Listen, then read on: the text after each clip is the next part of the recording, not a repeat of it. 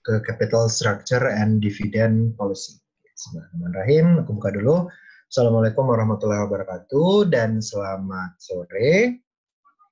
Kita balik ke pertemuan 12 ya, di UAS. Itu capital structure policy dan dividend policy.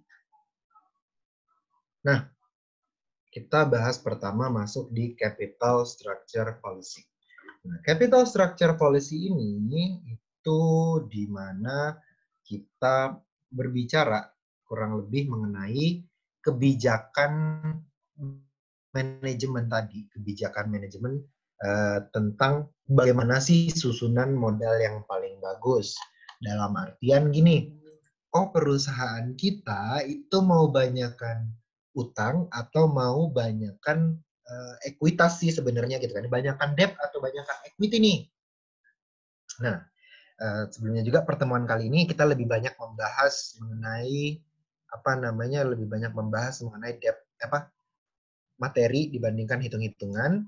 Jadi kita langsung lanjut aja. Tadi seperti yang aku bilang, capital structure policy ini itu membahas kira-kira bagaimana kebijakan kebijakan perusahaan itu dalam menentukan susunan modalnya.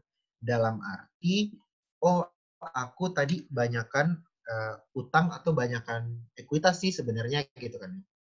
Nah, sebelum kita masuk lebih lanjut, kita harus mengenal dulu capital structure itu atau struktur modal itu apa sih sebenarnya. Nah, struktur modal itu adalah di mana aset perusahaan itu sumbernya modalnya dari mana sih? Kita kalau ngumpulin duit itu dari mana sih? Nah, kemarin kan kita bahas cost of capital tuh. Nah, cost of capital kan kita ngumpulin modal tuh bisa dengan 3 cara, yaitu nerbitin saham biasa, nerbitin saham preference, sama nerbitin utang gitu kan ya. Nah, di mana saham biasa itu terdiri dari common stock, premium, sama RE. Terus ada ada preference itu dari preference share dan premiumnya gitu kan. Nah, dan debt itu dari interest bearing gitu kan. Sehingga capital structure, struktur modal itu tadi terdiri dari total equity ditambah interest bearing. Jadi preference share, common share, preference share stock ditambah interest bearing, itulah susunan modal kita atau struktur modal kita. Nah, itu kalau misalnya kita membicarakan mengenai capital structure itu tadi. Jadi kalau misalnya kita ngomongin struktur modal, ya terdiri dari tadi. Kita ngumpulin modal bisa dengan menerbitkan saham preferen biasa, berarti dia total equity. Sama bisa dengan menerbitkan utang. Itu berasal dari interest bearing debt. Nah, kurang lebihnya sih seperti itu. Nah, kita juga harus bisa membedakan antara capital structure dan financial structure. Nah, bedanya apa? Kalau misalnya kita ngomongin kita ngomongin financial structure, kalau kita ngomongin capital structure itu kan struktur modal dalam artian modal kita tuh sebenarnya dari mana aja sih? Modal kita tuh berasal dari mana aja sih? Nah, itu kalau kita ngomongin capital structure sebenarnya. Nah, sementara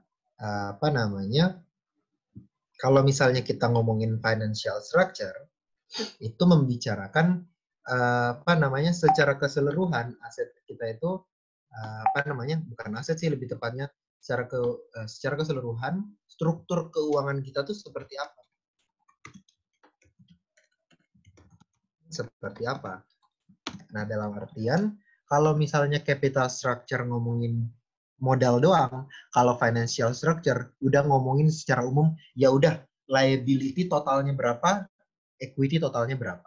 Nah, kalau kita lihat di sini kan sama aja capital structure, tapi ditambah non-interest bearing debt. Atau sama aja kayak equity plus liability sebenarnya. Nah, itu financial structure. Nah, kita harus bisa membedakan itu. bedanya financial structure sama capital structure. Nah, capital structure ngomongin modal, financial structure ngomongin secara keseluruhan gitu kan. Jadi nggak modal doang, tapi debt yang di luar modal kayak payable, tax payable, interest payable itu dimasukkan ke dalam financial structure. Oh, aku punya kekayaan segini, aku punya utang segini. Nah, financial structure-ku ternyata seperti itu.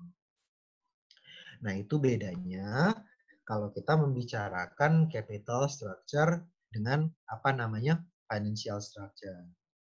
Nah, kembali ke capital structure policy. Capital structure policy di sini tujuannya tadi, susunan yang paling bagus tuh yang mana sih? Bagusan banyakkan utang atau bagusan nambah ekuitas misalnya. Misalnya kalau kita butuh modal 1 miliar. Modal 1 miliar ini itu bagusan kita dari saham atau bagusan dari utang gitu misalnya. Nah itu. Jadi capital structure policy pengen cari susunan paling optimal tuh yang mana sih? Yang memaksimalkan kekayaan kita tadi. Bagusan dari mana? Bagusan dari mana? Nah itu dibicarakan di capital structure policy. Nah, tuh. Terus kita lanjut. Nah, ini lebih apa ya? Agak sederhana aja sebenarnya karena ya materi aja gitu kan. Nah, kita lanjut nih. Ada namanya debt to enterprise value. Ini ada tambahan materi aja. Debt to enterprise value. Jadi kita ngomongin debt to enterprise value itu apa sih sebenarnya? Nah, debt to enterprise value ini itu menggambarkan apa namanya? Dari market value perusahaan kita itu ada berapa utang yang harus dibayar. Berapa utang yang ada dalam market capital perusahaan atau market value perusahaan. Dalam artian nih misalnya kalau kita apa namanya kita masukin ke contoh ya misalnya kita masukin ke contoh misalnya nih market value perusahaan itu misalnya 130 triliun gitu misalnya. Harga perusahaannya itu 130 triliun. Nah, dari harga 130 triliun ini di perusahaan terdapat net debt itu sebesar misalnya 45 triliun. Artinya apa? Ini mengukur berapa sih apa namanya? Dari market value kita tuh ada utang berapa sih di dalam perusahaan itu? Nah, itu debt to enterprise value. Nah, bedanya sama apa namanya? Bedanya sama mungkin kan kita juga kenal namanya debt to equity ratio. Mungkin kan kita juga mengenal yang namanya debt to equity ratio. Nah, debt to equity ratio ini apa sebenarnya? Kalau debt to equity ratio ini kan kalau kita ingat rumusnya liability, bukan debt to equity, sorry, debt to debt ratio. Debt ratio. Nah, debt ratio ini kan sebenarnya mengukur apa? Mengukur liability dibagi total aset gitu kan. Nah, bedanya apa sama debt ratio sama debt to enterprise value? Nah, jadi kalau misalnya kita ngomongin debt to enterprise value ini dia mengukur dalam standar market price-nya. Jadi nilai debt-nya berapa, terus market value-nya berapa, secara price di pasarnya itu, debt ratio-nya segini. Tapi secara book value, debt ratio-nya itu liability plus dibagi total aset. Nah, kalau misalnya kita lihat, bentar, kalau misalnya kita lihat, nanti, ini aja. Kalau misalnya kita lihat, di sini kan sebutin bahwa, debt ratio itu selalu lebih tinggi daripada debt to enterprise value. Kenapa? Karena kalau misalnya kita lihat debt ratio itu berdasarkan book value seperti yang aku bilang tadi, dan book value dari ekuitas itu selalu lebih rendah daripada market value-nya. Dalam artian gini, pas kita nerbitin saham mungkin par-nya cuma 100 per lembar. tercatatnya. Tapi harga pasarnya sekarang udah bisa 10.000. Gitu kan. Berarti kan 100 dibanding 10.000. Pasti lebih gede market value equity gitu kan ya. Di mana book value-nya pasti selalu lebih rendah. Nah, sementara kalau kita lihat nih di sini rumusnya, debt to enterprise value kan itu sebenarnya net debt dibagi nilai perusahaan, gitu kan, market value perusahaan. Nah, kalau kita lihat di sini, net debt itu didapat dari book value dari debt kita dikurang sama excess cash. Excess cash ini uang yang kita punya buat bayar utang. Misalnya nih, di laporan keuangan utangnya 1 miliar, tapi kita punya cash 600 juta. Berarti net debt-nya itu dikurang 600 juta atau sisa 400 juta. Dibagi book value of interest bearing debt dan excess cash ditambah market value dari sebuah equity. Nah, market value of equity ini tadi harga pasar ekuitas kita, harga pasar saham kita sekarang berapa? Nah, setelah dijumlahin karena market value itu selalu lebih besar daripada book value, pembaginya lebih gede, nilai debt to enterprise value pasti lebih kecil karena pembaginya gede. Sementara debt ratio, tadi di sini debt ratio itu lebih besar pasti, akan selalu lebih bagus. Nah, debt ratio selalu mengikuti non-interest bearing, maka menghasilkan nilai yang lebih tinggi. Debt ratio selalu mengikutkan non-interest bearing. Oh iya, debt ratio kan itu total liability kan ya. Nah, total liability kan itu include non-interest bearing. Berarti pembaginya lebih gede dong. Sorry, yang di atasnya lebih gede dong gitu kan. Sementara ini kan dia cuma interest bearing doang gitu kan. Nggak menyertakan non-interest bearing. Makanya dia nilainya pasti selalu lebih kecil. Tapi secara tujuan sebenarnya sama aja. Oh, artinya kalau debt ratio kan, total aset dibagi, total liability dibagi total aset. Artinya dia menunjukkan, dari aset yang kamu punya, ada utang segini loh, gitu kan ya. Dia dibiayai utang segini, gitu. Nah, tapi kalau debt to enterprise value, dia dari sisi market price. Artinya, total debt-mu yang harus kamu bayarkan, sisanya berapa, dibagi sama nilai perusahaan kamu di pasar. Gitu kan. Nah, sebenarnya sih sama aja. Cuma satu dari sisi market price, satu dari sisi book price atau book value-nya. Kayak gitu.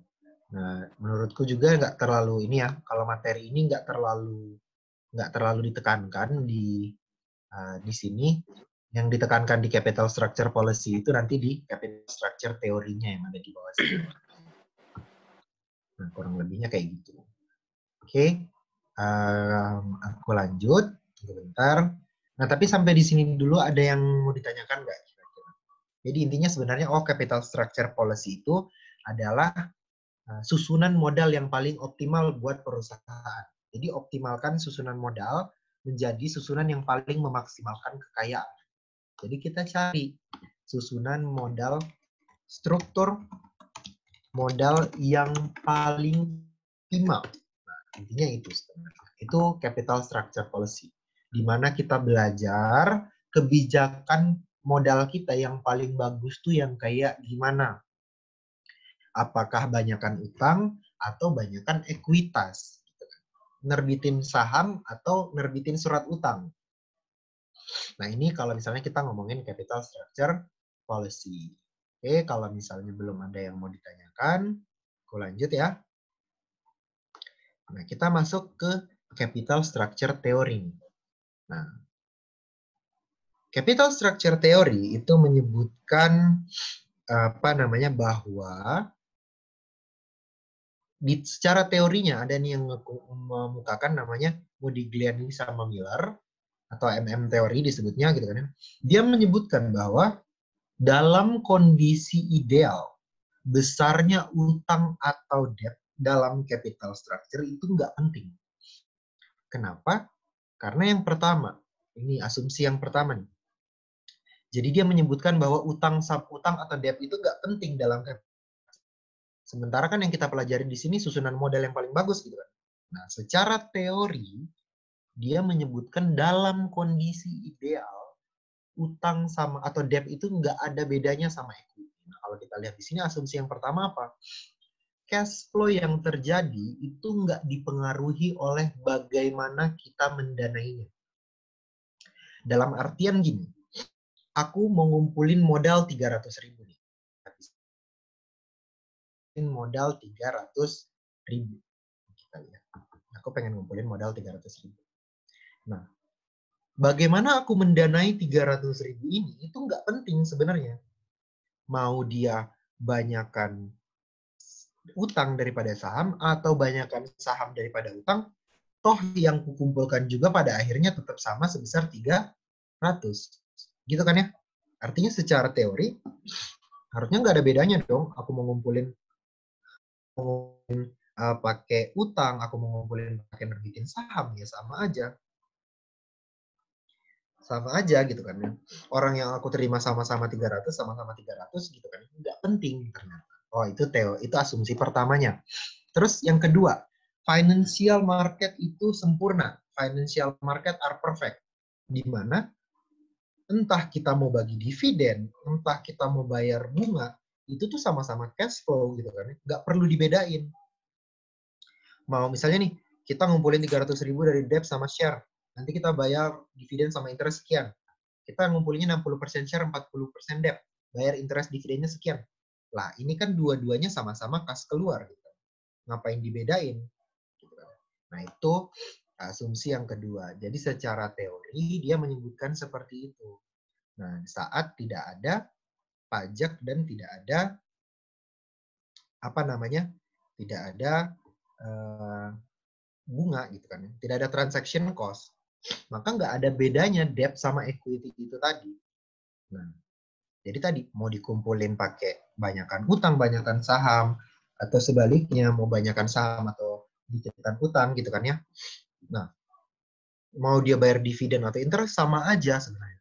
Atau intinya di sini nih, maka teori ini itu menegaskan bahwa yang nggak ada bedanya debt sama equity itu sama aja.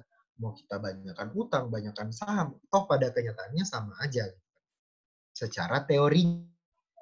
Nah, namun di sini nih, secara teori emang seperti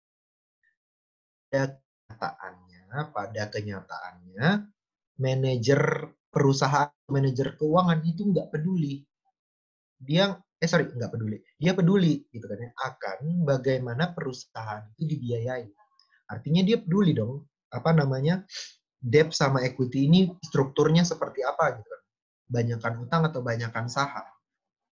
Nah, kenapa dia peduli? Karena di sini disebutin ada dampak yang ditimbulkan dari capital structure yang tidak sesuai. Dalam artian teori ini terdapat kesalahan. Oh, secara di sini dia menyebutkan debt sama equity ini ada pengaruh, ada dampaknya loh gitu kan. Dari capital structure yang ada gitu kan. Nah, di mana kesalahan asumsinya di sini nih. Yang pertama, debt itu akan dihasilkan perusahaan. Karena yang pertama, interest itu mengurangi pajak, sementara dividen enggak. Di sini ngomongin pajak perusahaan ya. Jadi di sini nih ngomongin pajak perusahaan. Jadi secara teorinya interest itu bisa ngurangin pajak. Nah, kalau kita lihat nih di sini contohnya ada sales, ada COGS, ada gross profit seperti biasa. Ada operating expense, dapat EBIT, dapat interest, terus dapat EBT, dapat tax, tax expense atau income tax, dapat net income. Kalau kita lihat di sini, interest itu bisa mengurangi pajak, sementara dividen enggak. Nah, maksudnya gimana? Kita lihat di sini. Interest di sini itu kan akan mengurangi EBIT. Atau umum kita bisa menyebutkan bahwa interest ini mengurangi dasar pengenaan pajak. Nah, di saat dasar pengenaan pajaknya berkurang, pajak yang dibayarkan makin kecil. Sementara dividen di sini dia nggak bisa ngurangin pajak dalam hal pajak penghasilannya. Kenapa? Karena kan dividen asalnya dari mana? Dari net income. Net income bisa nggak mempengaruhi tax sebelumnya? Nggak bisa. Artinya dari poin yang pertama, dia udah menyebutkan debt itu nggak sama dengan equity. Nah, terus yang kedua, debt atau utang itu menimbulkan kewajiban untuk membayar. Artinya kita wajib bayar nih kalau misalnya kita punya utang gitu kan. Tapi kalau misalnya, jika kalau misalnya utang tadi nggak dibayar, bisa kita bangkrut. Kenapa? Karena kita harus jual aset buat bayar utang. Nah, itu dari sisi utang. Sementara equity gimana? Equity mau kita bayar, nggak kita bayar, ya nggak apa-apa gitu kan ya. Dividen wajib nggak dibayarkan tiap tahun? Sebenarnya kan nggak juga. Mau dia bayar, mau nggak ya it's okay gitu kan. Tapi terus ada yang ngomong, preference share kan wajib dibayarkan. Nah, kembali, preference share emang wajib dibayarkan, tapi nggak harus sekarang, bisa dinanti-nanti aja gitu kan. Nah, itu bedanya. Sementara debt gimana? Debt wajib dibayar. Equity enggak. Gitu kan ya? Nah, artinya di sini aja udah beda. Udah beda antara debt sama equity. Nah, terus yang kedua nih, yang terakhir, ancaman bangkrut tadi dapat mempengaruhi kinerja. Seperti yang kalau misalnya utangnya kebanyakan, pasti orang pada was-was, aduh utangnya kebanyakan nih. Kita takut ngambil keputusan karena kalau salah keputusan kita nggak bisa bayar utang, ya kita bakal bangkrut gitu kan istilahnya. Beda dengan dividen tadi, beda dengan saham atau equity. Nggak ada ancaman tadi seperti itu. Nah, artinya apa? Menurut asumsi nomor 1 itu udah salah. Debt itu beda sama equity. Oke, sebelum kita lanjut, kita ini dulu, bentar. Di sini kita lanjut yang financial. Oke.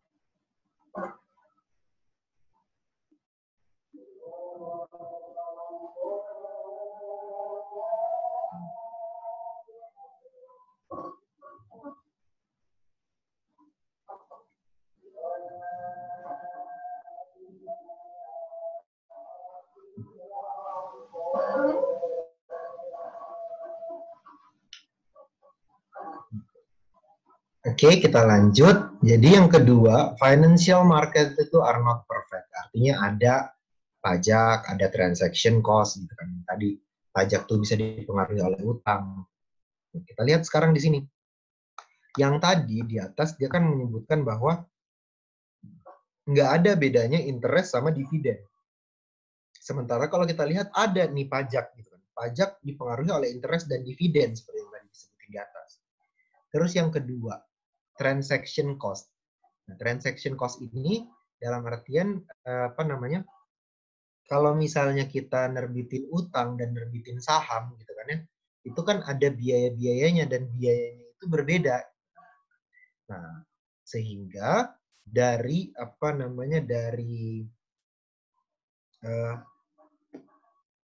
pernyataan ini kita bisa menyimpulkan ternyata beda nih debt sama equity. Jadi ada perbedaan dong. Meskipun secara teori dia menyebutkan sama, debt sama equity itu sama, tapi secara realnya gitu kan ya, pada kenyataannya debt itu sama equity itu berbeda. Karena tadi karena di saat kita nerbitin saham sama nerbitin utang, itu akan membawa dampak yang berbeda. Nah, dan manajer keuangan peduli akan hal ini. Manajer keuangan peduli akan hal ini. Mereka takut si debt ini malah bisa bikin kita bangkrut gitu kan ya. Si debt ini bisa bikin kita bangkrut. Makanya mereka harus memperhitungkan mana sih yang paling bagus sebenarnya. Nah, jadi yang paling bagus tuh ternyata apakah kita terbitin debt atau kita terbitin equity. Nah, karena adanya teori ini dan teori ini dibantah pada kenyataannya debt berbeda dengan equity, maka kita harus mempertimbangkan kira-kira bagusan nambah debt atau bagusan nambah equity ya sebenarnya gitu kan ya. Bagusan kita nerbitin utang atau nerbitin saham gitu kan. Nah itu. Oke, kita lanjut ya ke bawah. Nah, di sini ada catatan juga bahwa debt financing atau pembiayaan atau modal dari utang itu bisa mengurangi agency cost. Kenapa? Karena free cash flow-nya tuh makin sedikit. Maksudnya gimana? Gini. Masih ingat agency cost kan ya? Agency kemarin apa sih? Agency cost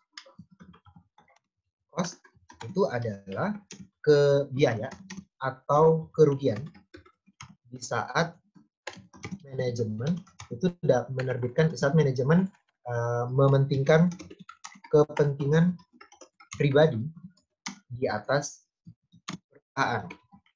Dari adanya agency cost ini itu mungkin aja menimbulkan yang namanya fraud, menimbulkan yang namanya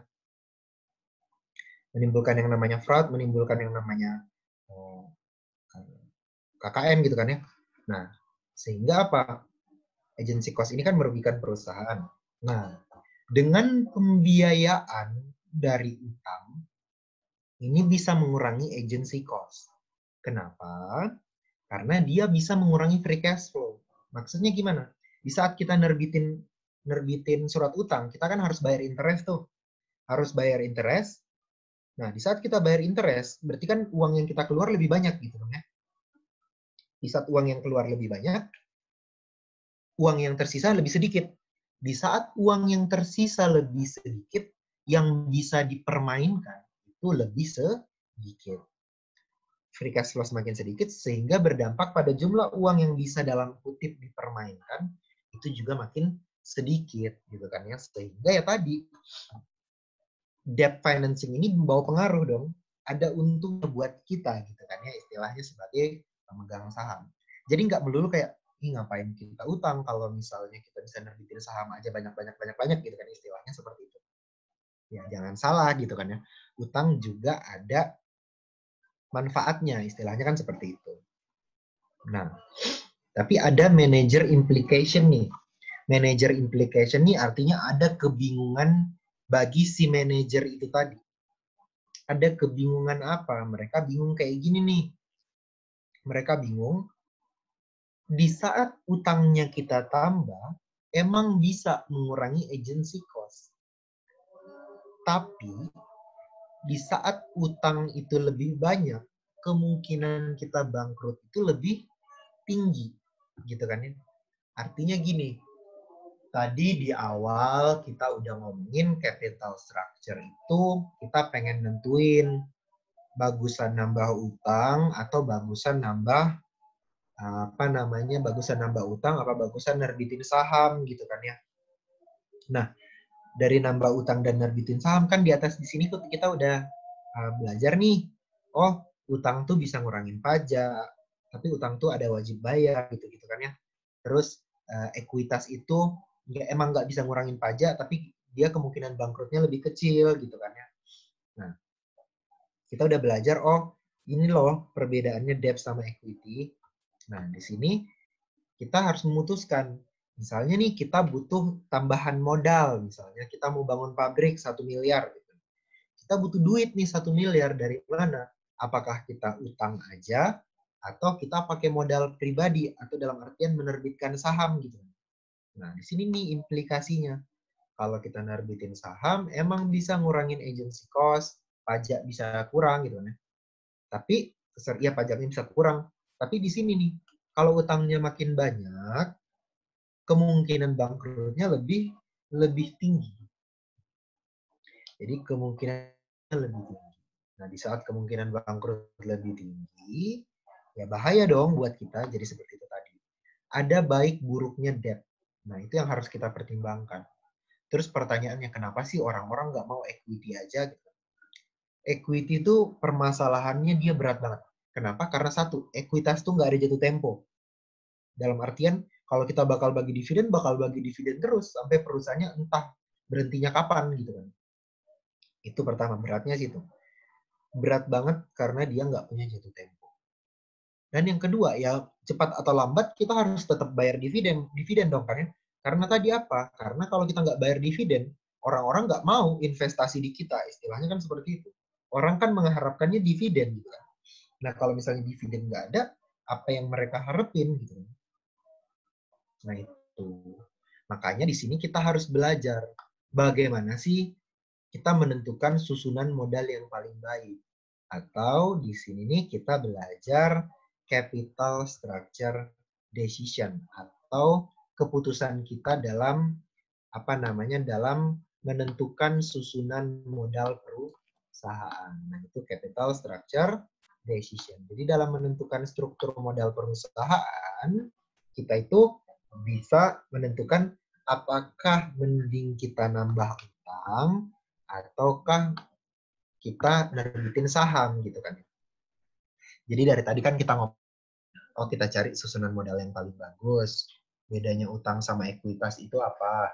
Nah, sekarang di sini kita masuk ke tahap di mana kita harus menentukan apakah mending, jadi kan capital structure decision itu kurang lebih membahas apa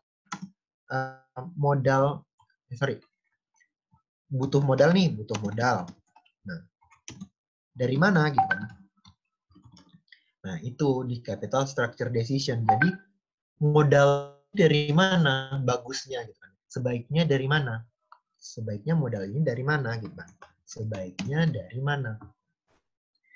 Ini tahu baiknya dari mana itu bisa dengan dua cara.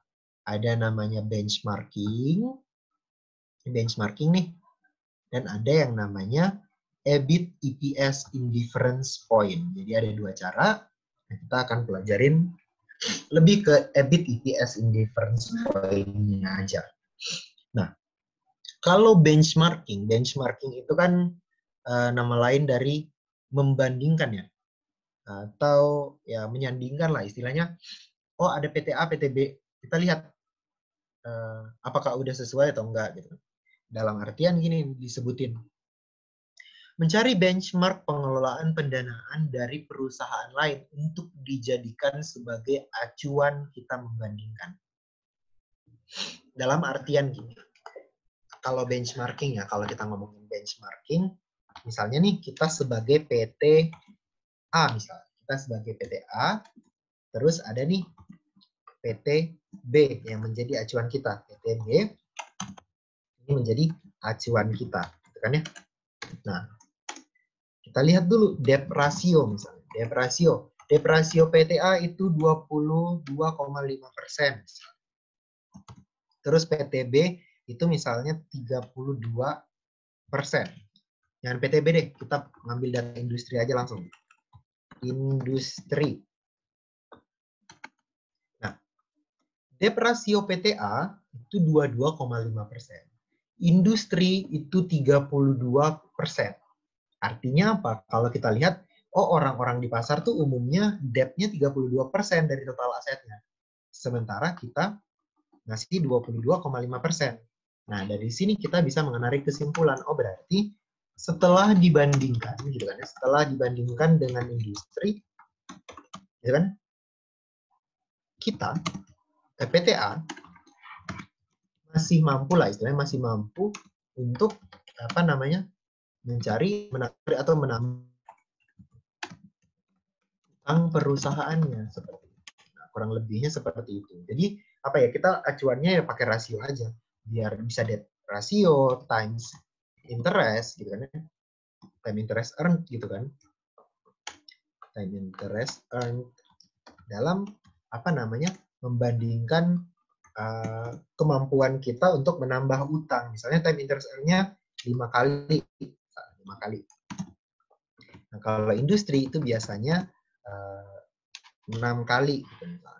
Artinya kemampuan kita dengan industri buat bayar interest expense itu nggak beda jauh. Berarti kita masih bisa nih nambah utang dikit. Gitu. Kan masih ada selisih 10%-an, kan ya, 9,5%. Kita masih bisa nambah utang. Nah, artinya di sini menambah utang merupakan pilihan yang baik. Karena tadi di samping kita masih mampu menanggung utang tambahan, bisa ngurangin pajak, gitu kan, dibanding kita nerbitin saham. Nah, kalau kita ngomongin nerbitin saham, kalau bisa semungkin banget jangan ada penerbitan saham baru, gitu kan. Kalau masih bisa pakai utang aja. Tapi kalau udah nggak bisa, ya mending pakai ya nerbitinnya mending kita pakai utang aja. Nah, kayak gitu. Itu untuk benchmarking. Nah, itu untuk benchmarking. Jadi sampai di sini benchmarking ya kayak gitu tadi, membandingkan aja sebenarnya. Bisa kita bandingin dengan perusahaan lain yang sejenis, atau bisa pakai industri langsung. It's okay sebenarnya. Nah, itu kalau benchmarking. Benchmarking itu lebih simple, tapi lebih terlalu banyak variabel yang bisa dimasukkan. Jadi perhitungan itu bisa macam-macam. Misalnya kita mempertimbangkan di sini debt ratio sama time interest earned doang. Bisa aja kita mempertimbangkan account receivable turnover, inventory turnover, itu semua bisa dipertimbangkan. Jadi benchmarking itu sangat luas sebenarnya. Variabelnya yang bisa dipertimbangkan bisa banyak banget gitu. Kayak gitu. Nah, itu untuk benchmarking. Nah, selanjutnya kita masuk ke cara yang kedua, itu namanya EBIT EPS indifference point. Nah, EBIT EPS indifference point ini apa? Dia mencari komposisi pendanaan terbaik itu yang menghasilkan earning per share yang paling tinggi. Nah, itu gunanya EBIT EPS indifference point. Nanti dia bakal ngitung, bagusan kita nambah utang atau kita nambah ekuitas yang paling meningkatkan earning per share. Gitu kan ya. Kita lihat di sini nih. EBIT EPS indifference point itu membandingkan EPS dan EBIT. Kita lihat di sini. Pilihan 1 itu garisnya kayak gini, pilihan 2 pokoknya garisnya kayak gini. Nanti perpotongan antara pilihan 1 dan pilihan 2 itulah yang disebut indifference point. Nah, di mana indifference point ini? Indifference point itu adalah titik di mana dua pilihan itu menghasilkan earning per share yang sama. Nah, itu indifference point. Jadi, di mana dia menghasilkan, kalau perbandingan time interest earned gimana? Tadi udah dijelasin kayak gini misalnya. Time interest earned itu kan kemampuan bayar utang. Jadi kan kemampuan bayar utangnya kan si A 5 kali dari total interestnya, si industri 6 kali. Berarti kan nggak beda jauh. Artinya kemampuan mereka tuh nggak beda jauh buat bayar interest. Sehingga apa ya, udah wajar-wajar aja buat nambah utang. Kita masih mampu buat memanage utang itu gitu istilahnya. Kita masih mampu membiayai utang itu tadi. Gitu. Nah itu time interest. Nah tadi kita masuk indifference point. Indifference point itu tadi adalah 2 titik yang menghasilkan earning per share yang sama. Nah, nanti kita lihat aja EBIT yang benar-benar dihasilkan itu berapa, kita bandingkan dengan indifference point, nanti bisa menentukan. Kalau misalnya EBIT-nya ternyata lebih besar daripada indifference point, kita pilihan yang paling bagus adalah more leverage atau tambah utang. Tapi kalau misalnya dia kurang dari indifference point, utang ya jangan utang, hindari utang, less leverage. Nah, di mana rumus indifference point itu ini nih. X dikurang I1 dikali 1 min tax dikurang dividen preference share 1 dibagi total share outstanding 1 sama dengan X dikurang I2 dikali 1 min tax dikurang dividen preference share 2 dibagi total share outstanding 2. Nah, di mana ini adalah kondisi pilihan 1, nih, dilihat nih, kondisi pilihan 1. Nah, ini kondisi pilihan 2. Di mana buat catatan aja sebenarnya kita lihat di sini. Nah, X itu apa? X itu adalah indifference point. Ya. Terus I itu apa? I itu adalah total interest expense-nya nanti. Total interest yang harus dibayarkan nanti kalau misalnya kita pilih pilihan 1 atau pilihan 2. Terus tax udah jelas pajak. Nah, dividen preference share ya udah jelas dividen preference share. Nah, total share outstanding itu jumlah lembar saham beredar nanti. Totalnya berapa? Itu X sama I-nya udah dijelasin, ini kondisi 1, kondisi 2. Nah, nanti ngitungnya gimana? Misalnya nih, buat catatan aja, taruh di sini aja lah. Taruh di sini, buat catatan. Nah, nanti contoh soalnya kayak gimana? Misalnya contoh soalnya kayak ini nih. Contoh soal, misalnya, sebuah PTA itu merencanakan pembangunan jalan tol yang kurang lebih tol yang membutuhkan modal kurang lebih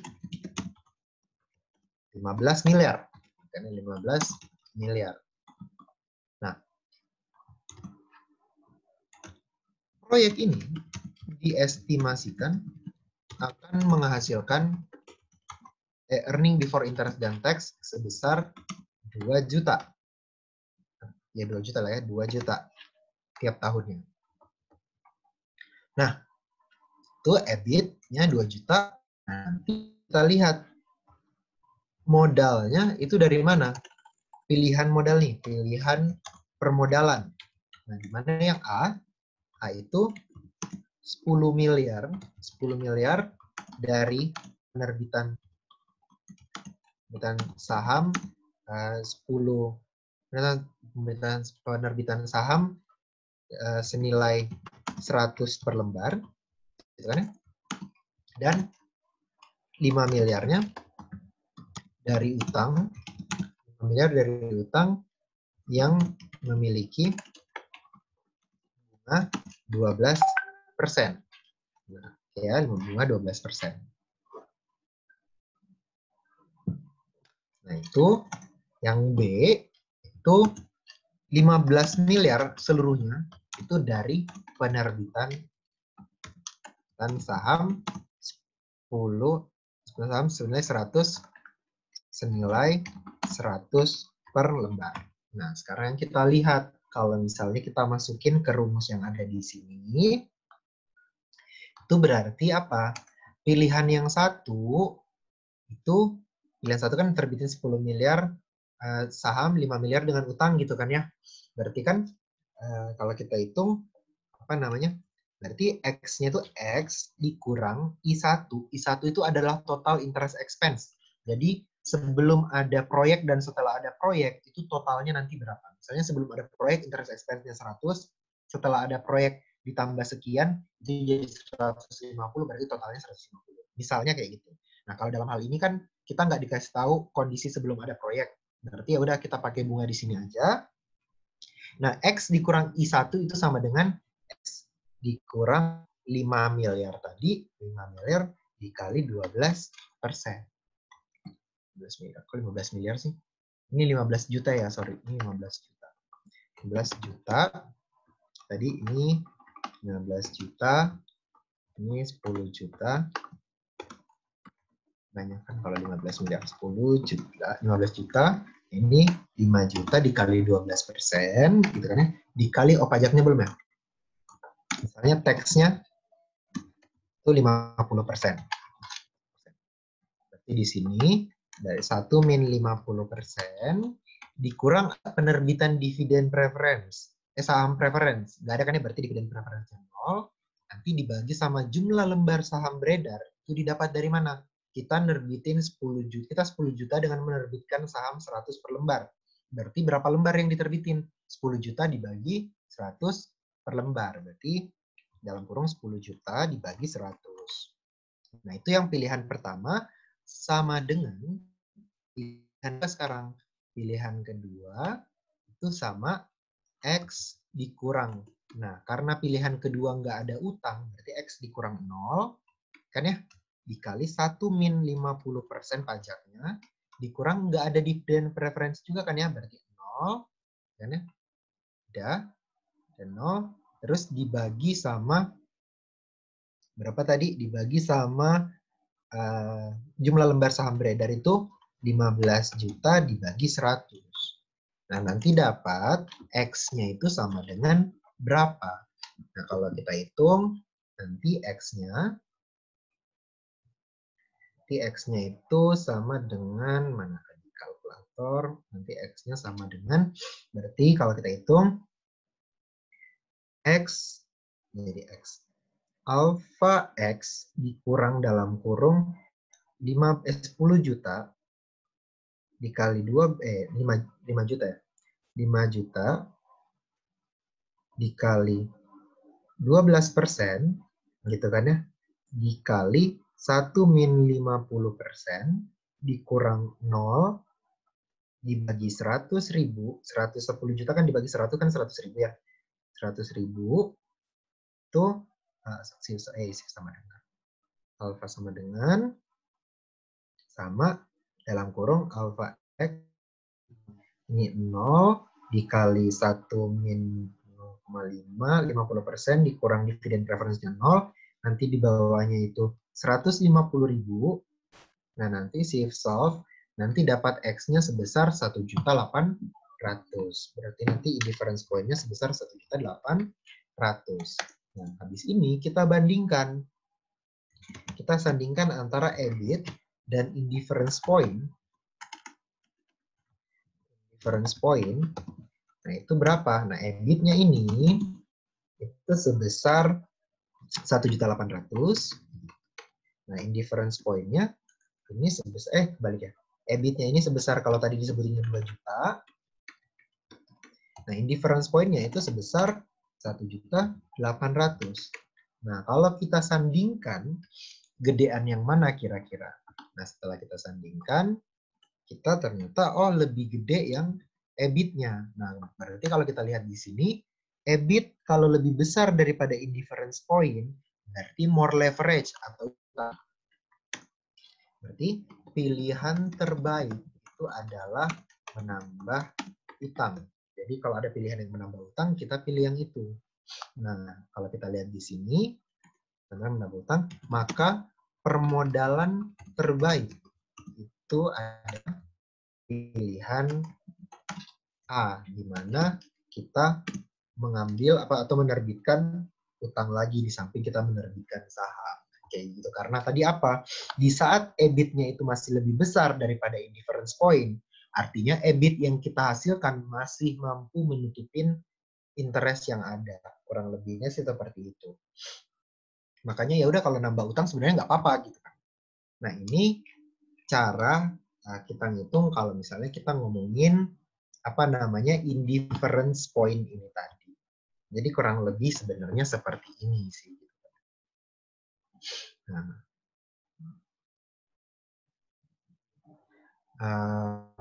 itu kurang lebihnya. Jadi itu tadi bagaimana cara kita menentukan oh bagusan kita nambah utang atau bagusan kita apa namanya bagusan kita nerbitin saham kayak gitu sih.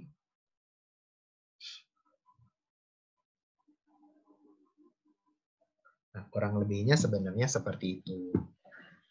Nah, itu untuk capital structure decision sebenarnya. Jadi, apakah kita nambah utang atau misalnya kita nambah saham, gitu kan ya. Itu pilihannya jatuh ke sini. Jadi, apakah kita menggunakan benchmarking atau EBIT EPS indifference point, ya itu nanti tergantung bagaimana kita menghitungnya. Apakah kita pakai benchmarking atau indifference point. Itu. Kalau benchmarking ya hanya sekedar membandingkan, oh kita dengan industri atau kita dengan perusahaan lain itu bagusan yang mana kita mana. Artinya kita membandingkan dengan best practice-nya seperti apa. Nah, tapi kalau EBIT EPS indifference point, itu pakai rumus nih ngitungnya. Jadi nanti dapat indifference point-nya berapa, itu bisa digunakan buat ngitung apa namanya apakah kita menerbitkan saham atau ini.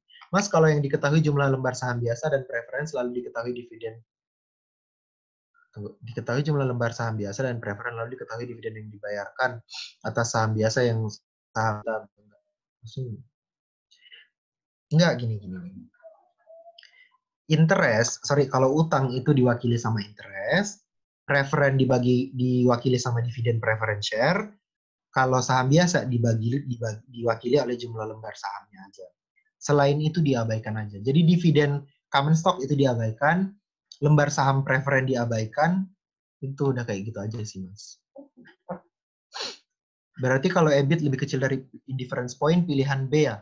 Iya. Jadi kalau misalnya EBIT lebih kecil ternyata daripada indifference point, kita menghindari pilihan yang ada utangnya. Karena dia menghasilkan EPS yang rendah. Kita lebih baik, ya udah nerbitin saham nggak apa-apa. Kayak gitu, bener. Kalau misalnya EBIT lebih kecil daripada indifference point, kita ngambil pilihan yang B. Oke, ada lagi kira-kira untuk apa namanya untuk di sini. Kalau misalnya nggak ada, kita lanjut ke materi selanjutnya. Jadi kita udah selesai ya di capital structure decision. Jadi ingat, kalau misalnya kita disuruh milih antara nerbitin utang atau saham, kita harus mempertimbangkan apa aja sih keunggulan utang dibandingkan saham, apa aja sih implikasinya, terus ngitungnya gimana sih buat nentuin bagusan utang apa saham, pakai benchmarking atau indifference point. Nah itu yang perlu kita pahami. Nah, kurang lebihnya sih sebenarnya seperti itu.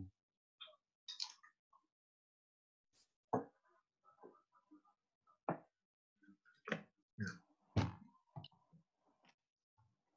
Oke, kalau misalnya nggak ada lagi yang mau ditanyakan, aku lanjut ya. Lanjut, mana nih di sini? Hapus ya. Terus, nah tadi kita ngomongin capital structure policy. Jadi kebijakan struktur modal. Sekarang kita masuk ke materi selanjutnya yaitu dividend policy. Nah, dividend policy itu adalah kebijakan di mana kita memilih apakah kita bagi dividen atau enggak. Bagi cash atau enggak. Kita dividennya dalam bentuk apa. Nah, itu dividend policy. Kalau tadi kan capital structure cari susunan modal yang paling bagus. Nah, kalau dividend policy itu cari kebijakan dividen yang paling bagus. Dalam artian kebijakan dividen yang paling bagus itu apakah kita bagi dividen sekarang atau enggak? Apakah kita bagi dividen atau enggak gitu. Dividennya kalau misalnya dibagi apakah berupa cash dividen atau misalnya share dividen misalnya. Nah, itu bakal kita bicarakan di sini. Nah, sebenarnya di dividend policy itu tadi itu Nah, membagikan sesuatu gitu kan. Nah, di sini kita bisa membagikan dua hal. Kita bisa membagikan cash atau kita bisa membagikan non cash. Jadi ada dua, bagikan cash apa non cash gitu. Nah, ini yang perlu kita pahami. Nah, di saat kita membagikan cash kepada pemegang saham, jadi kan nggak mungkin kita bagiin cash ke orang lain, itu nggak mungkin kan, pasti ke pemegang saham. Nah, ini bisa melalui dua cara, yaitu cash dividend. Jadi kita bisa bagi duit dengan cara melakukan yang namanya cash dividend, atau bisa melalui yang namanya stock repurchase. Jadi ada melalui cash dividend atau stock repurchase. Nah, cash dividend ini ya kita bagi dividen berupa cash gitu kan ya. Kita bagi-bagi dividen, duit. Nah, itu cash dividend. Nah, kalau stock repurchase apa? Atau buyback saham gitu. Jadi perusahaan itu membeli kembali sahamnya yang beredar. Nah, jadi itu untuk membagikan kas. Satu dikasih dalam bentuk dividen, satu dikasih kas tapi sahamnya balik ke kita, stock repurchase. Intinya apa? Sama-sama bagi duit gitu kan. Kan itu intinya. How to distribute cash. Nah, kita masuk ke cash dividend dulu. Kalau misalnya perusahaan kita memutuskan untuk membagi dividen kas, kalau misalnya perusahaan kita memutuskan untuk membagi dividen kas, pertanyaan kita adalah how much? Berapa banyak dividen yang harus kita bagikan, gitu kan ya? Kan perusahaan tuh mikirnya kayak gitu kan.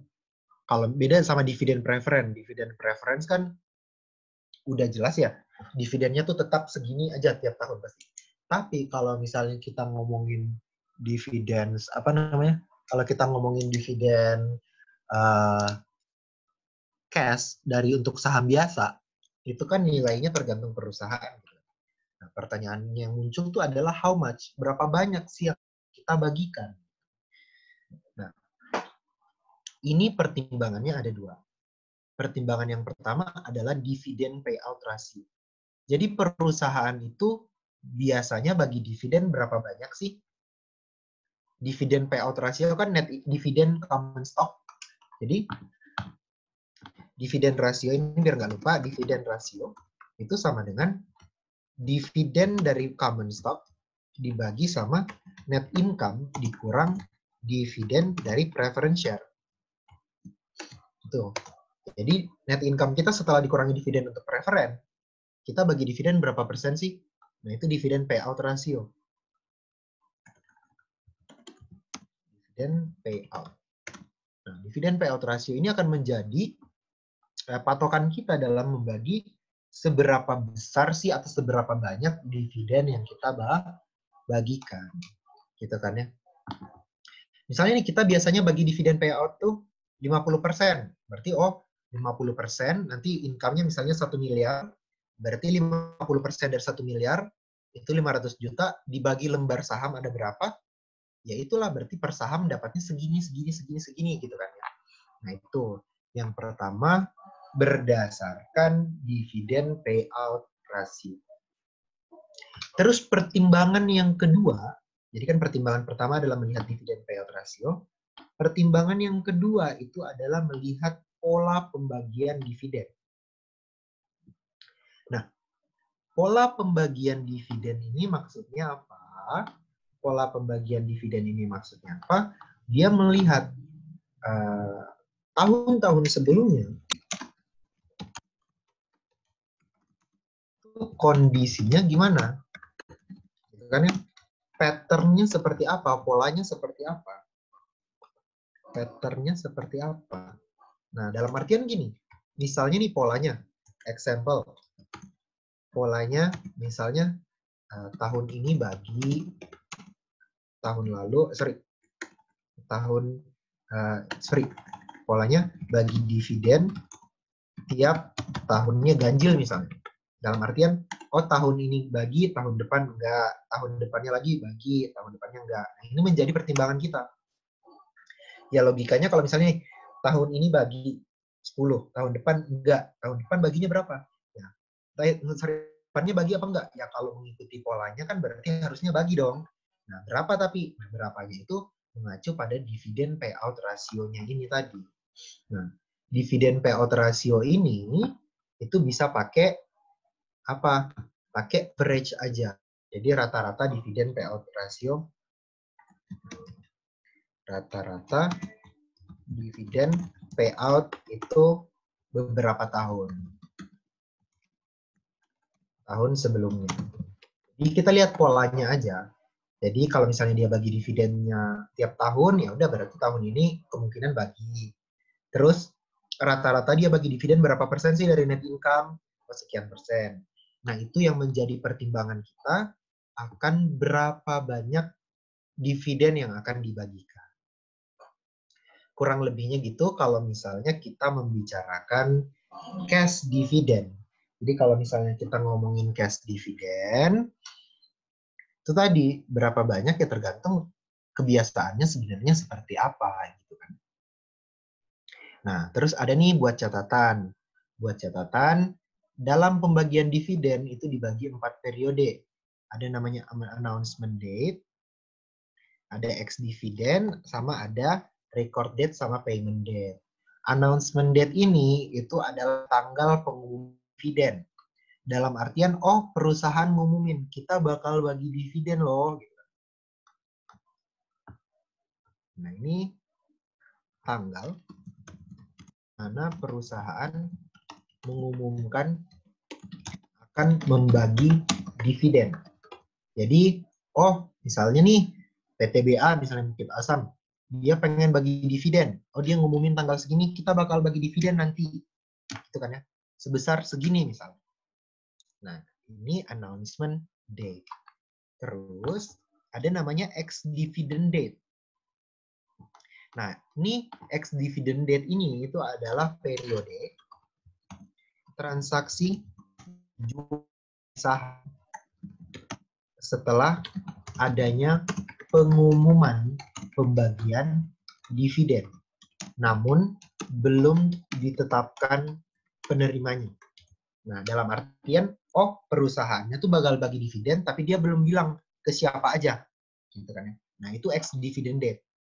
Ex dividend date ini itu biasanya harga saham lagi pada naik karena apa namanya? Karena oh perusahaannya bagi dividen. Jadi orang-orang ini bakal yang mau dapat dividen tuh pada beli-beli saham. Nah, karena permintaannya banyak, harganya jadi naik gitu. Seperti yang kita tahu, ya market price reflect information. Ada bagi dividen, harga-harga pasti langsung pada naik. Terus yang ketiga ada namanya record date. Jadi tanggal perekaman lah istilahnya, tanggal pencatatan. Nah di record date ini sudah ditetapkan siapa-siapa saja yang akan mendapatkan dividen. Nah, di tanggal ini biasanya harga udah mulai kembali normal karena misalnya nih, aku yang bakal dapat dividennya. Ditetapkannya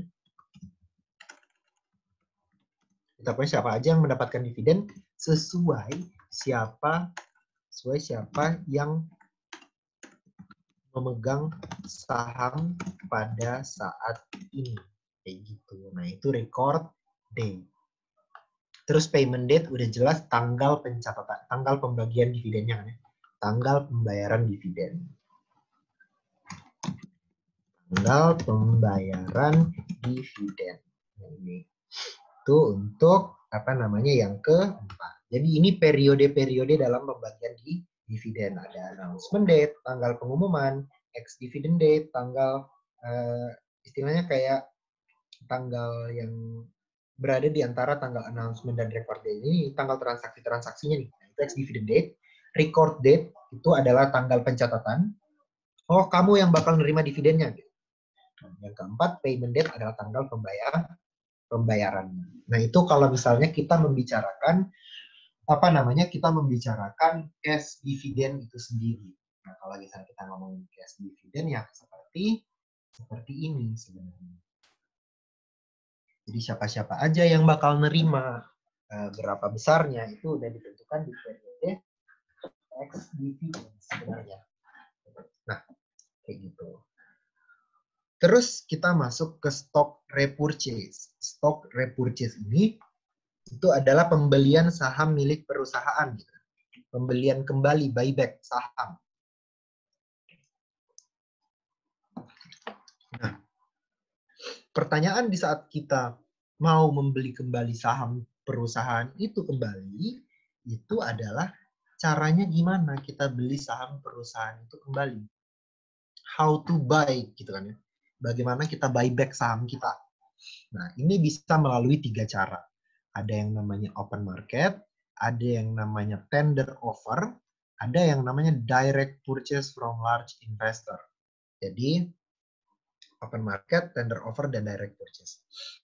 Open market nih, open market itu apa? Open market ini adalah membeli kembali saham di bursa, di mana perusahaan itu seakan-akan adalah investor yang beli saham. Jadi apa ya? Kayak oh ya udah kita perusahaan kita berlaku sebagai investor, kita beli saham kita sendiri. Nah, itu open market. Kita belinya di bursa efek. Nah, itulah tadi yang dimaksud open market. Nah, yang paling sering dilakukan tuh yang ini, open market ini nih. Jadi kayak oh ya udah kita beli saham kita dikit-dikit gitu kan. Nah, itu open market. Terus yang kedua ada yang namanya tender offer. Tender offer ini kayak gimana perusahaan menawarkan akan membeli saham dengan harga yang lebih tinggi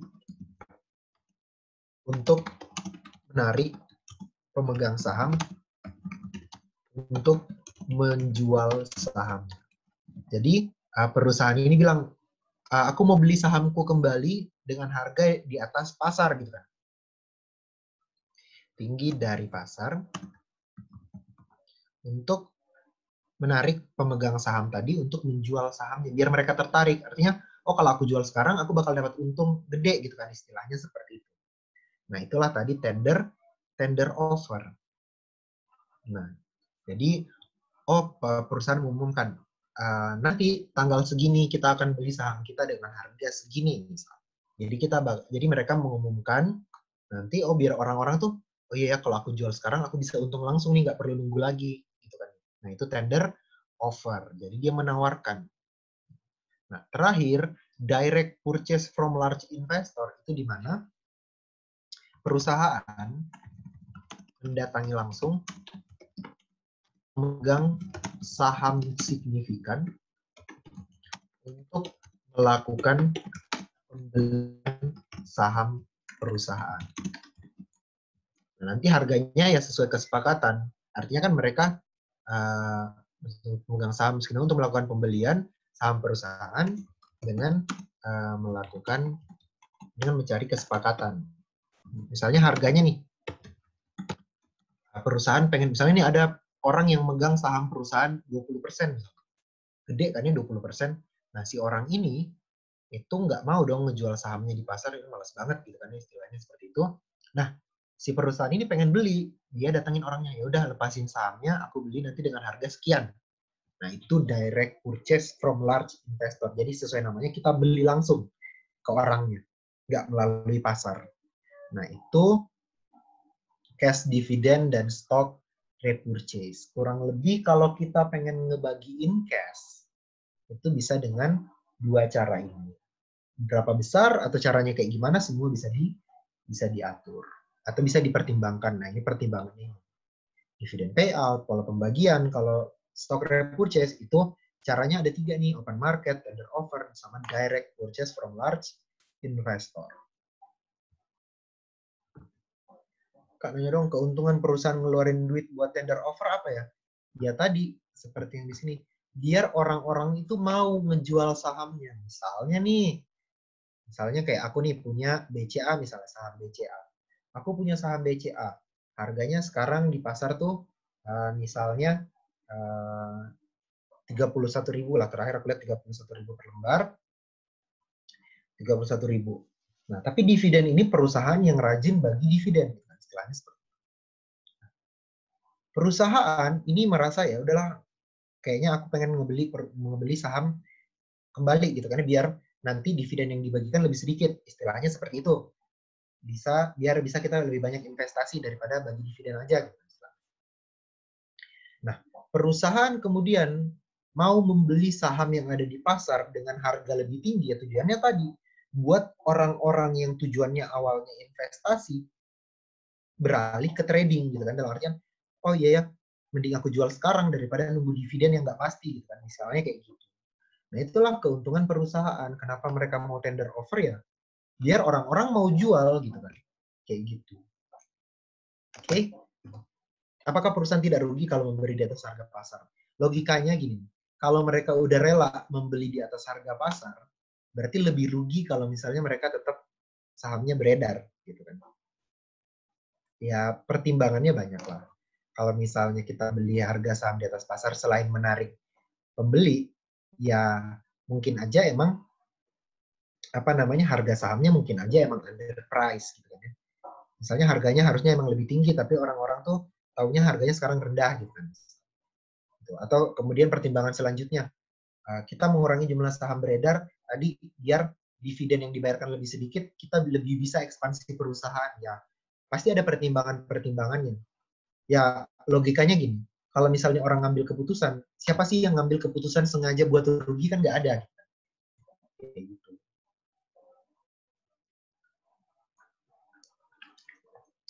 Oke.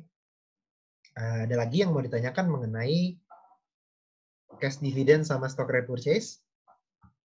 Ya sebenarnya sih ini membantu kita tadi untuk kan seperti tadi kita ngomongin dividend policy ya. Apa sih, kenapa sih kita melakukan hal-hal ini tuh ya tadi? Ya ada beberapa pertimbangan. Nanti beberapa pertimbangan itu akan kita bahas di bawah ya. Nah ini kita buat lebih mengenal aja dulu. Oh cash dividend itu apa? Stock repurchase itu apa? Besarannya berapa kalau kita mau bagi cash dividend? Kalau stock repurchase caranya kayak gimana? Ini buat lebih mengenal aja sebenarnya. Nanti alasan kita melakukan stock repurchase sama dividen ini sebenarnya ya bakal kayak gimana ya? Apa namanya kita nanti bakal bisa mempertimbangkan gitu kan. Yang bagusnya pilihan yang mana gitu. Itu kalau kita kembali lagi kalau kita ngomongin distribute cash. Sekarang kita masuk ke yang kedua. Kalau misalnya kita distribute yang non cash, dalam artian kita nggak ngebagi duit, tapi kita ngebaginya hal lain. Nah, ini bisa dua hal, bisa stok dividen atau dividen berupa saham gitu kan ya, atau stock split. Stock split itu kita membagi satu lembar jadi dua lembar gitu, 2-for-1. Nah, secara uang orang-orang kan nggak dapat duit, tapi mereka sahamnya istilahnya kayak nambah gitu kan ya. Nah, kenapa perusahaan mau melakukan hal ini? Kenapa sih perusahaan tuh mau melakukan stock split sama share split? Nah, tujuannya ini nih, untuk mengoptimalkan harga saham yang beredar di pasar. Untuk mengoptimalkan harga saham beredar di pasar. Kita ambil contoh Unilever nih. Unilever kan baru-baru ini, nggak baru banget sih, melakukan stock split berapa ya? Jadi dari satu lembar menjadi 8 lembar. Satu lembar jadi 5 lembar ya, aku lupa. Nah, pokoknya Unilever tuh melakukan stock split. Tujuannya buat apa? Ya tadi, sebelum melakukan stock split, harga saham Unilever di pasar berapa? 40.000 gitu kan. Nah, 40.000 orang kalau beli saham itu minimal satu lot. Satu lot itu 100 lembar. Berarti 40.000 per lembar dikali 100 lembar, 4 juta sendiri gitu. Nah, itu susah kan? Nah, makanya si Unilever ini melakukan stock split tadi, biar harga sahamnya di pasar itu istilahnya makin murah gitu kan istilahnya. Sekarang satu lembar sisa 8.000 misalnya. Nah, dari sini kita bisa mengambil kesimpulan apa? Oh, alasannya kita melakukan stock split atau share dividen gitu kan, stok dividen itu adalah untuk mengoptimalkan harga pasar saham kita tadi. Karena tadi dinilai kurang bagus. Misalnya kayak tadi, likuiditasnya berkurang lah istilahnya. Sahamnya sulit diperjualbelikan karena ya kalau mau beli mahal gitu kan. Alasan orang-orang melakukan namanya stock split dan stock dividen untuk mengadjust harga pasar biar ya lebih istilahnya lebih terjangkau lah. Nah, keuntungannya buat perusahaan apa ya? Tadi mereka bisa melakukan stock repurchase stock repurchase lebih gampang. Yang kedua, orang-orang bisa memperjualbelikan saham dengan lebih mudah. Di saat orang-orang memperjualbelikan saham dengan lebih mudah, bisa aja value perusahaannya tuh naik turun gampang gitu kan istilahnya. Kalau udah 40.000 per lembar kan transaksi hariannya tuh kan makin dikit, sehingga permintaannya juga terbatasi kan istilahnya seperti itu. Nah itu sih tujuannya buat mengoptimalkan harga yang selanjutnya diusahakan dapat meningkatkan value perusahaan itu sendiri. Jadi meningkatkan minat masyarakat. Misalnya nih ada berita bagus tentang Unilever. Nah kalau harganya tetap 40.000 per lembar, nggak semua orang mampu beli kan istilahnya seperti itu. Tapi kalau misalnya semua orang mampu beli, perputarannya lebih gampang istilahnya seperti itu. Nah itu kenapa kenapa perusahaan mau membagikan non-cash atau dalam hal ini melakukan stock split dan stock dividen. Gitu. Untuk mengoptimalkan pasar tadi. Kita udah tahu cash dividend, stock repurchase, stock dividen, stock split. Nah, itu semua kita udah tahu. Itu apa aja? Cash dividend bagi duit, dasarnya apa? Dividen payout sama polanya. Stock repurchase itu beli kembali saham, caranya bisa open market, tender offer, sama direct purchase. Kalau distribute non-cash itu bisa stock dividen dan stock split. Dividen berupa saham atau kita membelah saham gitu. Nah, itu. Nah, sama seperti capital structure policy, dividend policy juga punya teorinya sendiri. Nah, kita lanjut ya. Kalau misalnya nggak ada yang ditanyakan, kita lanjut. Kita lihat nih di sini. Kita lanjut di dividend policy teori. Oke, kita lanjut ke dividend policy teori. Ini kita lihat teorinya seperti ini. Jadi dalam dividend policy teori atau dividend teori gitu kan, sama nih pengemukanya sama Modigliani sama Miller, makanya kadang disebut juga ini MM2 gitu kan, MM teori 2. Dia berpendapat bahwa tanpa pajak dan transaction cost, dengan nggak adanya pajak dan transaction cost atau biaya transaksi, maka cash dividen itu dan adalah sama. Dan yang kedua, bahwa waktu pembagian dividen itu nggak penting sebenarnya. Nah, pendapat ini dikenal juga dengan dividend irrelevancy proposition. Nah, di sini dia ada dua pendapat. Yang pertama, saat pendistribusiannya itu nggak penting. Yang kedua, karena kalau nggak ada pajak sama transaction cost, stock repurchase itu sama dengan cost dividen. Jadi kalau yang tadi kan debt sama dengan equity. Kalau ini stock cash dividend itu sama aja dengan stock repurchase. Nah, ini yang kedua. Kalau tadi kan debt sama dengan equity, nah ini cash dividend sama dengan stock repurchase. Nah, kita lihat pendapat yang pertama bahwa pembagian dividen itu mau dia sekarang mau nanti itu sama aja sebenarnya, nggak mempengaruhi nilai perusahaan. Kita lihat nih di sini. Kondisi satu misalnya. Kondisi satu kita baginya dividennya tahun 1 1 miliar, tahun 2 itu 1 miliar. Nah, gitu kan ya. Berarti kalau kita hitung value common stock-nya, 1 miliar ditambah 1 miliar dibagi 1 plus 10%. Sesuai konsep kemarin kan value common stock kan dihitung dari present value dividend. Nah, ini kan dividennya 2 nih, kita present value kan. Nanti dapatnya 1,9 miliar. Dibanding kita bagi sekarang semuanya 1,909 miliar, itu sama aja nanti kan ya. Artinya apa? Mau kita nunda baginya 1 miliar sekarang, 1 miliar nanti, atau langsung sekarang semuanya, itu nilainya akan tetap sama. Kan ya?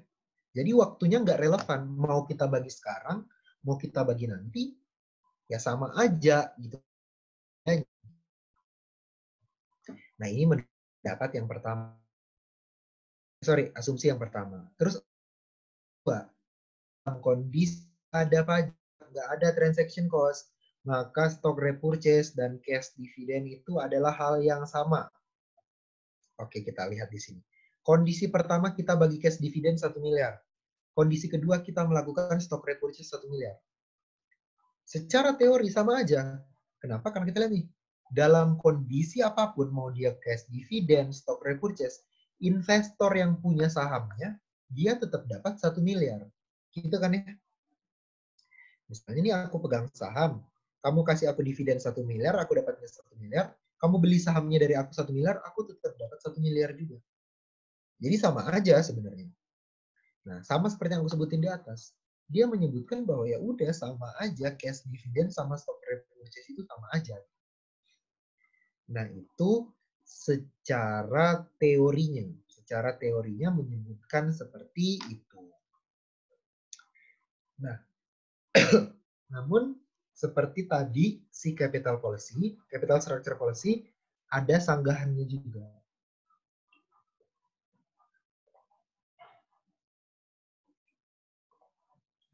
Oke. Ini sama seperti di capital structure policy tadi. Dividend policy theory ini dia juga punya sanggahannya. Aku hapus. Nah, ini nih. Namun pada kenyataannya pajak sama transaction cost itu ada. Kan ya? Kalau di sini kan dia menyebutkan nggak ada pajak, nggak ada transaction cost gitu. Pada kenyataannya ada. Pajak dan transaction cost itu ada. Nah, sehingga apa? Sehingga ada nih pajak sama transaction cost, dia akan mempengaruhi pilihan kita tadi. Yang pertama apa? Dividen cash itu dikenakan pajak seluruhnya. Artinya apa?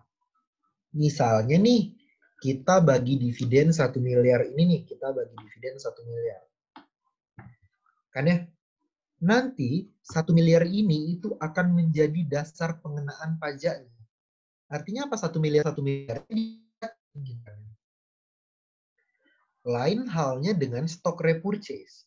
Stock repurchase nih 1 miliar nih. 1 miliar. Kan ya? Mungkin repurchase 1 miliar. Misalnya pada saat beli, investor itu pada saat beli itu di harga berapa? Misalnya di harga 900 M. 900 juta. Berarti kan dia akan mendapatkan yang namanya capital gain dong. Sebesar berapa? 1 miliar dikurang 900 juta. Sebesar 100 juta. Nah, kalau untuk stock repurchase, pajak itu hanya dikenakan atas capital gain. Jadi ini dong yang kena pajak nih. Jadi kalau misalnya kita ngomongin kena pajak nggak kena pajaknya, ya kalau kita stock repurchase itu dasar pengenaan pajaknya cuma capital gain ini doang 100 juta. Sementara kalau kita cash dividend dasar pengenaan pajaknya seluruhnya. Sehingga apa? Nanti karena ada perbedaan pengenaan pajak, uang yang diterima investor tetap sama 1 miliar nggak? Beda dong.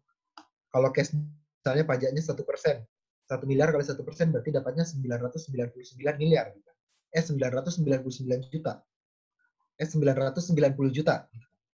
Tapi kalau misalnya ini, pajaknya misalnya 10% buat capital gain. Berarti misalnya 5% buat capital gain. Berarti kan 100 juta dikali 5% kan 5 juta. Berarti kan yang diterima investor berapa? 1 miliar dikurang 5 juta, 995 juta. Ada perbedaan dong yang diterima kalau kita pakai cash dividend sama kalau kita pakai stock repurchase. Berarti yang asumsi nomor 2 udah jelas salah. Gitu kan ya? Terus selanjutnya, ada namanya transaction cost. Transaction cost ini itu adalah biaya yang dikenakan untuk transaksi jual beli saham. Sehingga apa? Transaction cost itu hanya dikenakan untuk stock repurchase. Sementara dividen nggak kena yang namanya transaction cost. Oke? Jadi ada perbedaan kan? Ada perbedaan antara transaction cost-nya. Sehingga apa? Ada perbedaan berapa lagi? Nah, dari dua asumsi yang di bawah ini, mereka udah menyebutkan dengan jelas bahwa keputusannya apa? Bahwa cash dividend itu tidak sama dengan tidak sama dengan stock repurchase.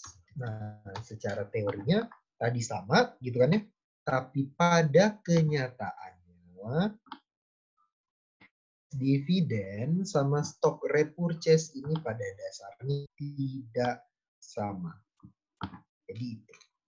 Jadi kalau tadi dia menyebutkan sama, secara kenyataannya itu nggak sama. Karena tadi pajak itu ada, beda pengenaannya kalau kita pakai dividen sama stock repurchase, transaction cost juga ada, stock repurchase dikenakan, cash dividen enggak, ya jadi ada perbedaan gitu kan. Nah, ini menimbulkan yang namanya dividen clientele preferensi. Nah, dividen clientele preferensi ini artinya apa? Investor itu akan memilih kebijakan dividen sesuai preferensinya masing-masing. Dalam artian, mereka pasti kalau disuruh milih, pasti pengennya yang paling menguntungkan buat mereka. Gitu. Mending bagi dividen daripada repurchase, gitu kan? Atau mending repurchase daripada dividen. Gitu. Nah itu. Yang dimaksud dividen clientele preferensi. Untuk dividen clientele preferensi itu sendiri. Nah, selanjutnya itu untuk dividen clientele preferensi. Nah, kita masuk ke pembahasan terakhir. Nah, tapi sampai di sini dulu, di dividen teori ada yang mau ditanyakan enggak? Oke. Nah, kalau misalnya nggak ada yang mau ditanyakan, kita lanjut. Kalau misalnya ada, silahkan nggak apa-apa ditanya aja. Oke, mungkin kalau misalnya nggak ada yang mau ditanyakan, aku langsung lanjut aja ya. Aku langsung lanjut aja. Ya, aku hapus. Kita masuk ke pembahasan terakhir. Nah, ini nih yang menentukan nanti kira-kira dari tadi yang udah kita ketahui, cash dividend, stock repurchase, stock split share dividend. Nah, kita menentukan kita mau melakukan yang mana, itu bisa dasarnya di sini. Nah, yang pertama, itu informasi apa aja yang dapat diperoleh dari adanya dividen policy. Nah, ini dari sisi kita sebagai investor ya, bukan sisi kita sebagai perusahaan. Dari sisi kita sebagai seorang investor, kita harus bisa menangkap informasi yang dibawa oleh yang namanya cash dividend, stock repurchase, stock split, dan stock dividend. Artinya gini nih, kalau misalnya kita dapat berita, oh si ini bakal melakukan stock repurchase, misalnya PT BBRI gitu kan, Bank BRI, dia akan melakukan stock repurchase. Nah, apa sih yang bisa kita tarik kesimpulan dari kegiatan tersebut gitu kan? Apa sih yang bisa kita pahami dari kegiatan tersebut? Kita lihat nih di sini. Kita lihat pertama untuk cash dividend. Di saat sebuah perusahaan itu bagi dividen, itu berarti berita yang bagus. Good news, gitu kan. Karena apa? Kalau misalnya dia bagi dividen, artinya dia surplus dong tahun ini. Dalam artian income-nya berlebih, gitu kan. Makanya dia bagi dividen. Nah, sesuai prinsip manajemen keuangan yang keempat, market price reflect information, di saat ada berita baik tentang suatu perusahaan, dalam hal ini bagi dividen, ya ini akan meningkatkan value dari perusahaan itu sendiri. Artinya apa? Oh, kalau kita melihat, oh perusahaan ini ngumumin bakal bagi dividen. Oh berarti kita bisa langsung, oh harganya pasti bakal naik nih. Gitu kan. Ya udah, itu yang pertama. Terus yang kedua, di samping ada berita dividen, kita lihat tren dividennya seperti apa sih sebenarnya? Apakah dividen yang dibagikan itu stabil atau enggak? Stabil itu dalam artian, oh tiap tahun dia pasti bagi dividen. Nah, hal-hal seperti ini itu merupakan good news buat kita sebagai investor. Good news dalam artian, oke, berita bagus berarti ujung-ujungnya apa? Value-nya bakal naik. Nah, itu yang bisa kita, informasi yang bisa kita dapat dari adanya cash dividend ini tadi. Itu kalau kita membicarakan cash dividend sebenarnya. Oke. Terus yang kedua ada namanya stock repurchase. Nah, stock repurchase ini itu kan tadi pembelian kembali saham, buyback saham perusahaan. Nah, kita sebagai investor itu bisa menarik beberapa kesimpulan.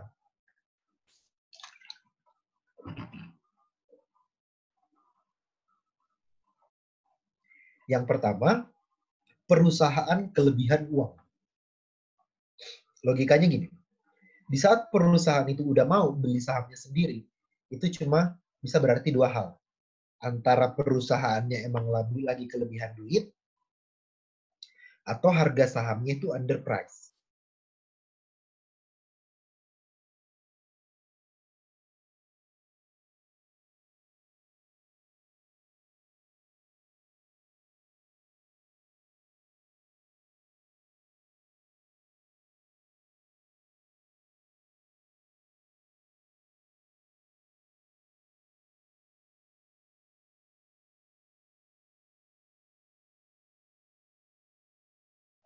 Membeli kembali sahamnya gitu kan.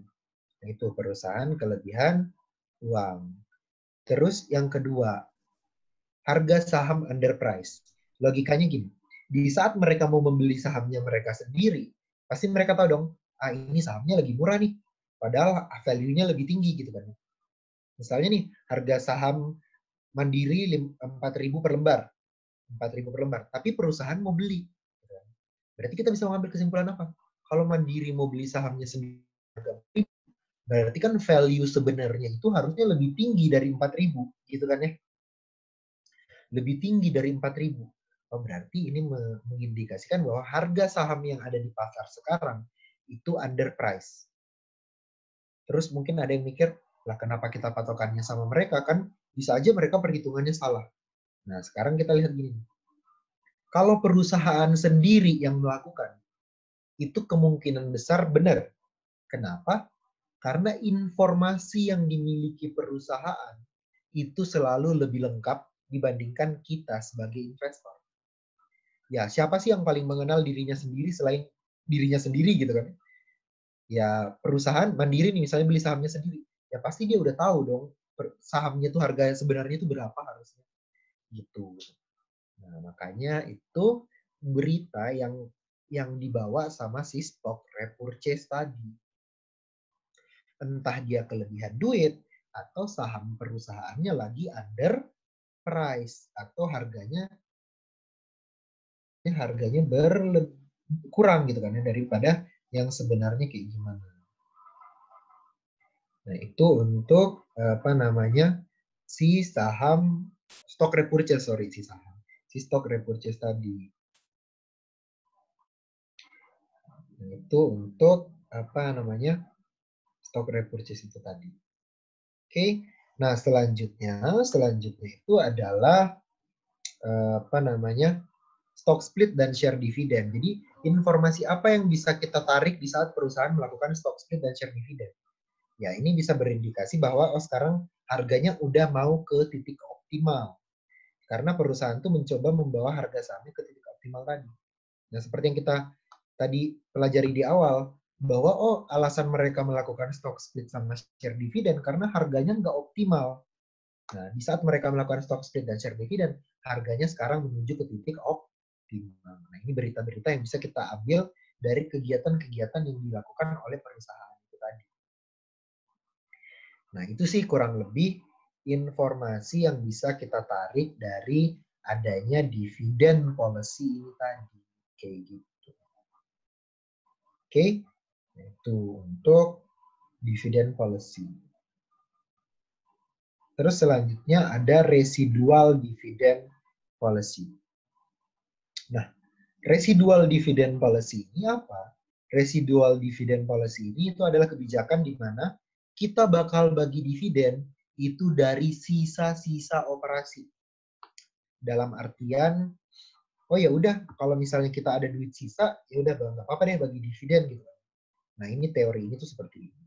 Jadi kalau misalnya kita dapat income 1 miliar, kita bayar dulu utang misalnya 300 juta, bayar pembelian aset dan lain-lain, investasi 500 juta, sisanya 200 juta.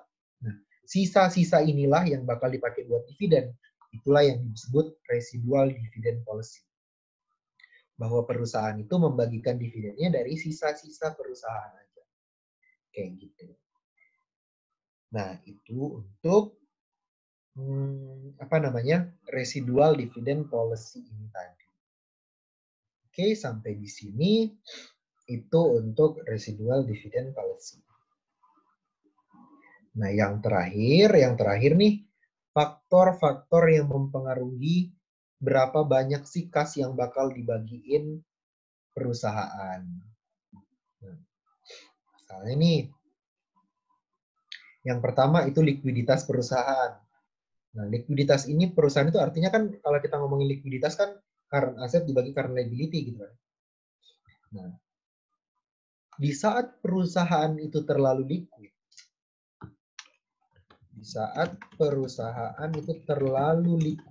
dalam artian aset lancarnya terlalu banyak, kadang perusahaan itu memutuskan untuk membagi cash dividend lebih banyak. Jadi kan tadi seperti yang aku bilang, kalau misalnya uangnya kebanyakan ya mungkin bagi dividen lebih banyak atau melakukan stock repurchase lebih banyak. Lebih banyak. Nah itu, likuiditas yang pertama. Kalau asetnya kebanyakan, aset lancar dalam hal ini ya udah mending dibagiin aja. Nah itu yang pertama. Terus yang kedua, kesenjangan sumber pendanaan lain. Kesenjangan sumber pendanaan lain ini dalam artian terdapat perbedaan drastis antara apa namanya utang sama saham misalnya. Misalnya utang kita banyak banget, kita bayar interest banyak banget.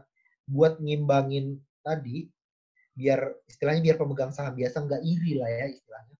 Ya udah kita bagiin juga kas ke mereka seberapa banyak. Gitu. Nah itu yang menjadi pertimbangan yang kedua. Terus prediksi earnings.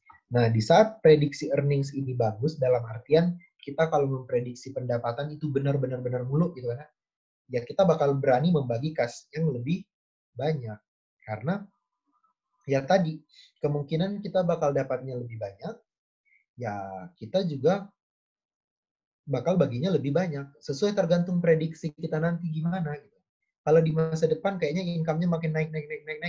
Berarti kan prediksi dividennya juga bakal naik gitu kan. Gitu. Nah inilah tadi faktor-faktor yang mempengaruhi berapa banyaknya cash yang akan kita bagikan ke pemegang saham. Nah, itu mengakhiri materi kita pada pertemuan kali ini. Jadi seperti yang aku bilang di awal, pertemuan ini banyakkan teori, hafalan ya, hitungannya paling tadi EBIT, EPS indifference point gitu kan. Nah, kurang lebihnya sih seperti itu. Nah, yang menjadi pertanyaan kita terus apa? Intinya, dividend policy ini, kalau capital structure tadi kan menentukan utang atau saham, ekuitas gitu kan ya. Nah, kalau dividend policy ini, dari pengetahuan kita tadi dari awal sampai akhir, itu bisa menjadi pertimbangan kita, bagusan yang mana? Apakah bagusan kita nerbitin saham, bagi cash dividend, bagusan kita bagi melakukan stock repurchase, atau malah kita melakukan stock dividend sama stock split, gitu kan ya. Nah itu yang menjadi pertimbangan kita di sini. Oke, tunggu bentar. Oke, kalau misalnya nggak ada yang bertanya lagi, aku balik ke atas ya. Yang nanya, perbedaan antara capital structure total equity, dan financial structure. Ya sebenarnya bedanya ya kalau capital structure itu ngomongin modal, financial structure itu ngomongin struktur keuangan. Struktur keuangan tapi kalau capital structure itu hanya mencakup modal toh. Jadi modal itu yang berasal dari debt itu sekian, yang berasal dari saham itu sekian modal kita. Tapi kalau financial structure itu seluruh aset kita itu ada yang utang sekian, ada yang berasal dari modal sendiri sekian. Jadi bedanya secara umum ya kalau capital structure ngomongin modal, financial structure ngomongin perusahaan, aset perusahaan secara keseluruhan. Kayak gitu. Nah, di mana kalau capital structure itu cuma interest bearing sama equity, kalau financial structure equity sama liability dalam hal ini makanya ditambah non interest bearing. Kayak gitu. Itu beda capital structure sama financial structure.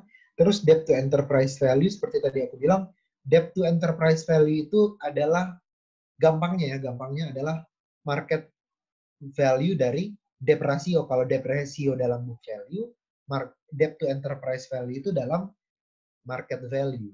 Kayak gitu. Itu aja sih bedanya sebenarnya. Seperti yang aku bilang tadi, ini nggak terlalu ditekankan sih sebenarnya si debt to enterprise value ini. Yang penting kita paham cara ngitungnya aja. Nah, apa efeknya atau apa yang bisa kita tarik dari debt to enterprise value ini sama aja kurang lebih sama debt ratio. Cuma ini lebih penting buat si kalau orang mau beli perusahaan ini agak penting karena kalau kita mau beli sahamnya nilainya perusahaannya nilainya berapa, ternyata ada utang nih di dalamnya sebesar sekian. Ya, secara umum sih sama aja sama debt ratio. Cuma bedanya debt ratio dalam book value, debt to enterprise dalam market value. Kayak gitu.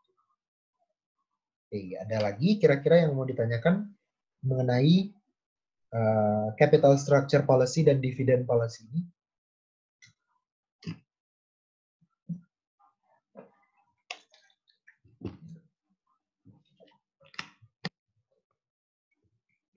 Kurang lebih ya sebenarnya seperti itu ya untuk debt to enterprise itu sendiri.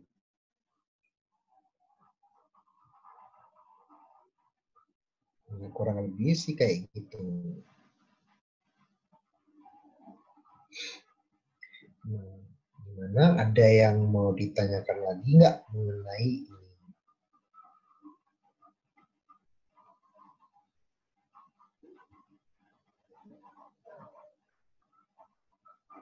Oke, kalau misalnya belum ada yang mau ditanyakan, mungkin sekian ya pertemuan kali ini. Udah habis materinya, nanti kita ketemu lagi minggu depan. Minggu depan itu hari Minggu lagi kita bakal bahas financial forecasting and planning. Oke, mungkin sekian. Kalau misalnya nggak ada yang mau ditanyakan lagi, aku akhirin. Terima kasih banyak atas perhatiannya. Sebelumnya, kalau misalnya terdapat kekurangan dalam penyampaian materinya atau materinya kurang jelas, mohon maaf. Sekali lagi terima kasih. Mungkin sekian ya. Wassalamualaikum warahmatullahi wabarakatuh dan selamat sore. Oke, aku akhirin ya. Makasih.